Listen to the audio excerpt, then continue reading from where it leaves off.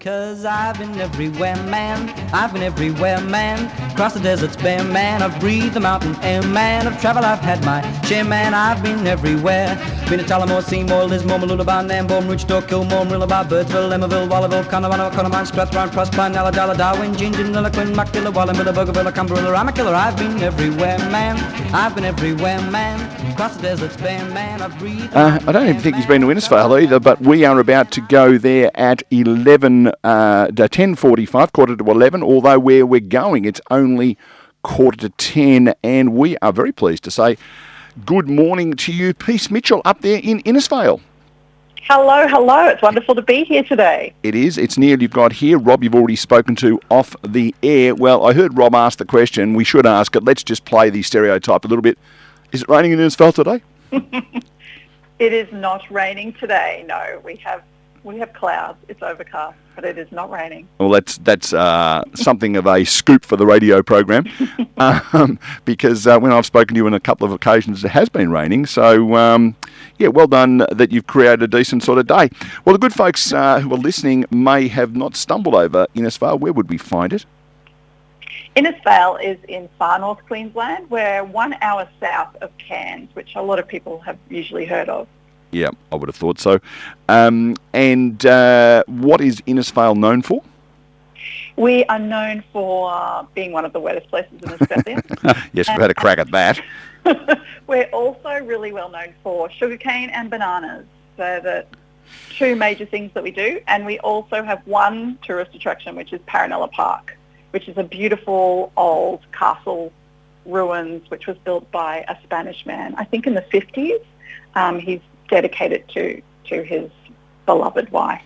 Now, Peace, I did remember when I was up in that neck of the woods, you mentioned the bananas driving along the road, and there was a banana plantation, and then had the joy to see that the Costa family from Geelong had a big sign in front of this banana plantation up in your neck of the woods, so it sort of felt like being at home. There are a lot of bananas up there. There are a lot of bananas, and we also have quite a large Italian population, because the Italian people, the Costas and all of those people, came across to do cane farming. I think it was around the 50s, and now also grow bananas and other things. But yeah, we have quite a strong Italian population here. And that stretches pretty much north and south too, doesn't it? I know that even up as far as Mossman and places like that, there's quite a strong Italian community. Yeah, and down to Ingham. They have the Italian festival every year in Ingham, which is a couple of hours south of here. So let's put things in perspective. We have around about a 600 millimetre rainfall in this region. Do you know straight off? That's per year, not per day, by the way. Per year. What is yours up there? Oh, I don't know off the top of my head, but we get a lot of rain. You do measure it in metres. I think monthly totals of over 1,000 millimetres are a routine occurrence in the region. I've just got Wikipedia open. Yeah, I'm pretty sure that a lot of rain. That Tully, not far from you, has an average annual rainfall of over 4 metres, so over 4,000 millimetres. So that just gives people an indication of how much water you have. The funny part about it is that the ground, the land is so used to it, you don't have problems with floods. It just falls, soaks in, disappears down the normal subsidiaries, and everything seems fine the next day. Well, we do have floods, so we do get floods through here. So if there is a high tide and a major rain event, it'll flood. And if the council has drains blocked, if they haven't cleared the drains well enough, then that causes flooding as well. But in general, our ground the area is used to rain, and so the runoff and the ground absorbs it mostly. Well, when I was talking to you yesterday, Rob, we actually did some preparation for this program, in so much as I rang someone yesterday, not this morning, and said, do you want to be on Regional Roundup? You were mentioning it was like, I think in the high 20s or early 30s or something yesterday in terms of the weather. If the rain is falling down and the temperature is warm, that would make it reasonably sticky, I would have thought. We do have high humidity. Sometimes it'll be like 100% humidity. Today, I've just looked at the weather. It's 76% humidity here right now. So really bring a little bit of Geelong into your world today. Yeah. I was just trying to comprehend for people, again, if you're having a metre of rain in a month, Yeah. Which is common. If we had a metre of rain in any month in this neck of the woods, it would flood so much that it would take many more months after that for the floodwaters to get away. So it's just a difference in land, and I suppose you've got more hills and runoff and better creek and river systems. But for general lifestyle, does the rainfall affect you much? Not really. Not really. I mean, we know when the wet season is. So the wet season is always at the same time of year, and then in other times of the year it's drier. So if you're planning a wedding, for example, or a local festival or any sort of outdoor event, you pretty much know it's going to be raining in the wet season, over the summer. But then later in the year, we get absolutely spectacular weather. So June, July, August, September are absolutely stunning. So yeah, we know what to do. We kind of work around the weather.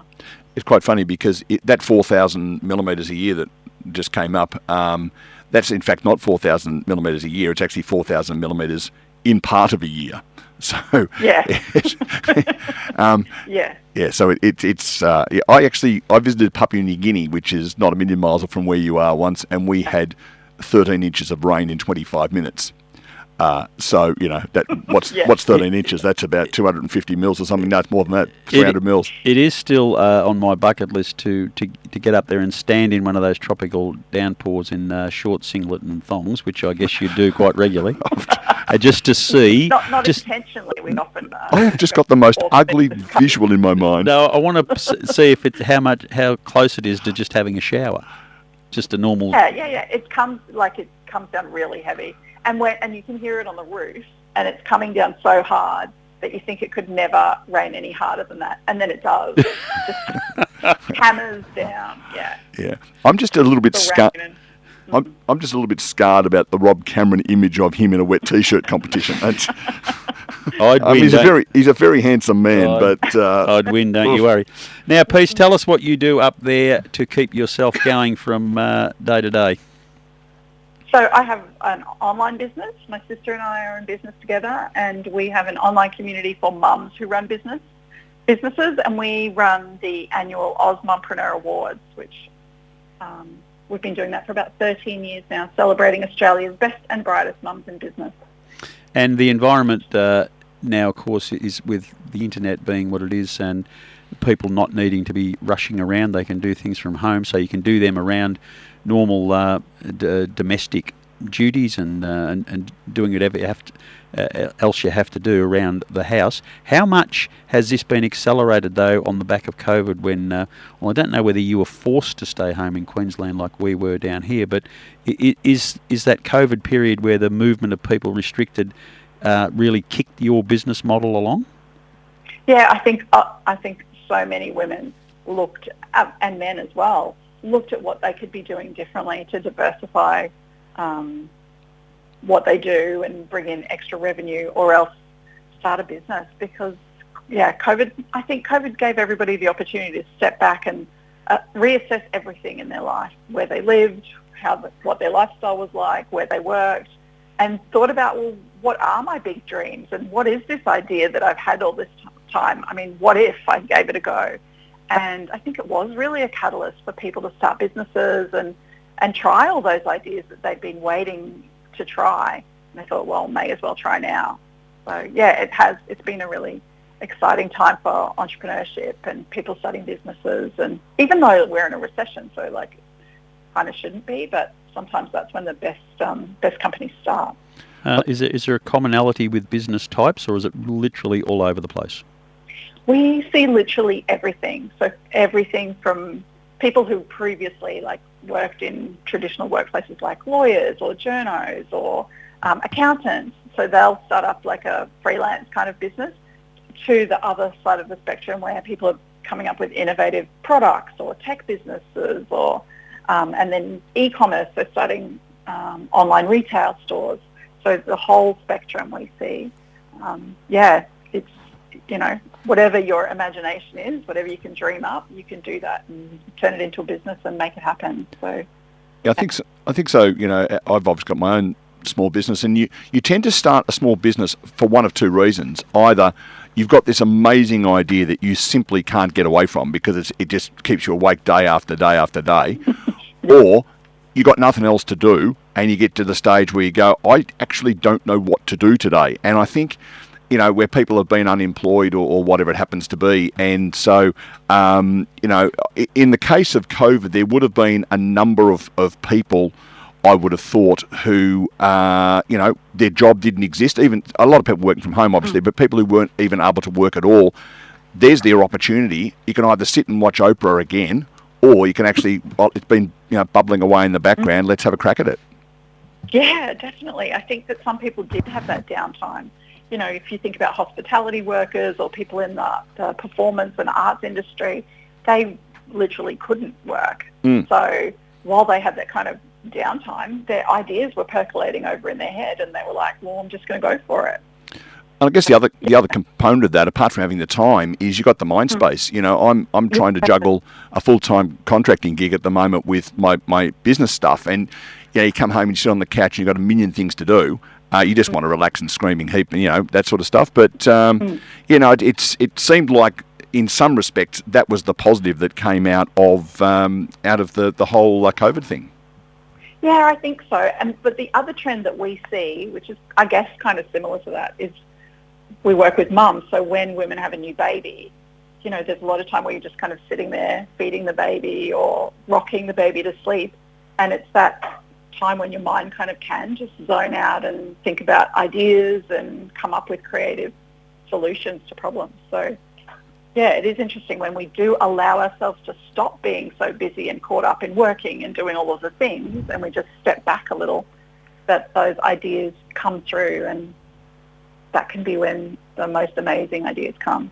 Speaking of amazing ideas, has there been a time where you and your sister have stopped, jaw dropped, looked at each other and said, really? What is the weirdest business model you've seen? We've seen some interesting businesses. We've got a number of women who make jewellery out of breast milk and ashes and things like that, really special keepsakes.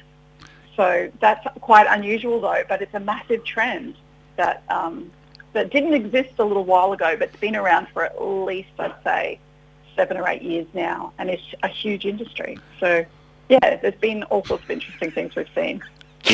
In great news, that visual that was burned into my head, I've now got a visual of Rob looking amazed, and that's thankfully replaced the wet T-shirt version. Well, you've certainly won me over with that one. Peace, I have to leave you now. It's a joy to talk. Look after yourself up there in the wettest part of Australia, and good luck with your projects. Thank you so much for the chat. It's been great catching up with you both. Thanks, Peace, and we'll talk again soon. Thank you. Bye.